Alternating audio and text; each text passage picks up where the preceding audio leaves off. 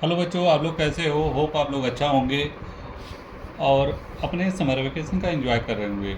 अभी हम लोग क्या डिस्कस करने जा रहे हैं? अभी हम लोग डिस्कस करने जा रहे हैं polynomial, quadratic polynomial.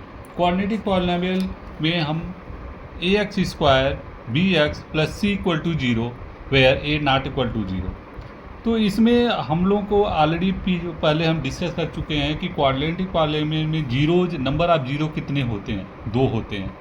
Number of zero अगर दो होते हैं तो हम लोग नाइन्थ क्लास में भी पढ़े होंगे कि उसके फैक्टर मेथड पढ़े होंगे कि अगर उसके जीरो हैं तो वो उसके फैक्टर हैं।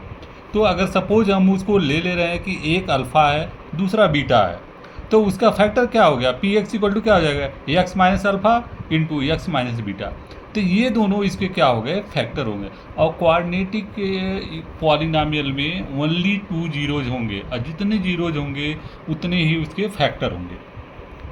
अब इसमें हम ये अंडरस्टैंड होंगे कि इसमें ग्राफ कितने तरह का बनेगा क्वाड्रेटिक पॉलिनोमियल में। तो एक हमारा हो जाएगा distinct zero, equal zero, non real zero. Means distinct zero means क्या रहेंगे? अलग अलग रहेंगे। जो इस पे कट पॉइंट रहेगा, जो इसके जीरो रहेंगे वो डिफरेंट रहेंगे। इक्वल जीरो मीन्स ये वन पॉइंट पे अगर दोनों टच करेंगे, एक्स वाई दोनों एक साथ रहेंगे। इसका रहेगा अगर एक्स जीरो है तो वाई भी जीरो रहेगा, तो ये हो जाएगा equal zero. Non real zero means इसके जीरो होंगे ही नहीं, इस पॉलिनोमियल की जीरो होंगे ही नहीं। तो इसके लिए ये थ्री टाइप के हमारा ग्राफ बनेगा। अगर पॉलिनोमियल क्वाड्रेटिक पॉलिनोमियल का होगा, ये थ्री टाइप के ग्राफ आपको देखने को मिलेंगे। तो इसको हम एक स्टैंडर्ड वे में हम लोग एक टेबल बनाते हैं, जिसको हम x coordinate and y coordinate में अगर हम राइट करेंगे, तो अगर सपोज हमने एक टेबल बनाया जिसमें एक्स है वाई है और हमने एक पॉलिनोमियल लिया हुआ है जो p x equal to x square plus x minus six है। तो इसमें p x equal to x square plus x minus six है। तो इसको हम ये फाइंड आउट करेंगे y क्या है। तो हमने यहाँ पे एज्यूम किया है let's y equal to p x. तो अभी हमको यहाँ पे y इक्वल टू क्या मिल गया? X square plus x minus six. अब हमारे पास एक इंटरेस्टिंग थिंग ये हो गया कि अगर इस इक्वेशन में अगर हम x की वैल्यू पुट करेंगे तो हमको ऑटोमेटिक y की वैल्यू मिलेगी।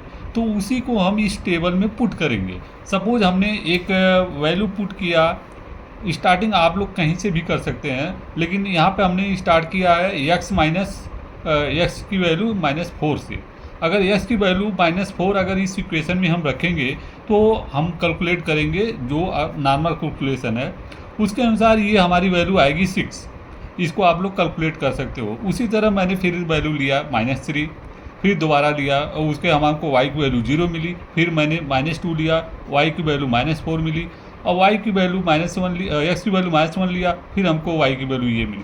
तो इस तरह से हम एक स्ट्रक्चर जस्ट, और इसका कोई यूज नहीं है, जस्ट एक हम इजीली हमको क्वेश्चन जब सॉल्व कर रहे हैं तो हमको वैल्यू कहाँ से कौन सा y है कौन सा x है हमको इजीली मिल जाए, इसके लिए हम लोग एक टेबल ड्रा करते हैं।